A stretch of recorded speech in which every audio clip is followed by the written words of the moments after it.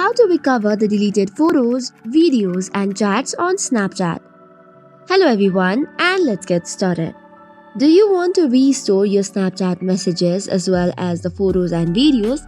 Well, it's quite easy to do so.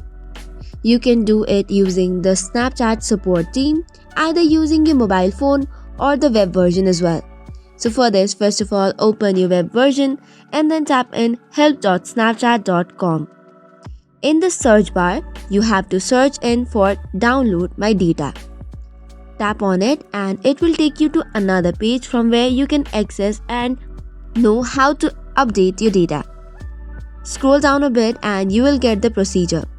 So for this, you have to first log into your account using accounts.snapchat.com, or you could just go to your Android, go to settings and select my data. After that, select the data that you would like to include, such as photos, videos, messages, chats, and so on. After that, you have to confirm the email address in which you would like to be notified on about the data. Then tap on submit. This will now send an email with a link once your data is ready to download. Now you can click on see exports and download it.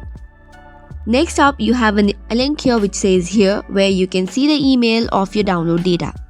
And just by that, you have recovered and restored the information that you require.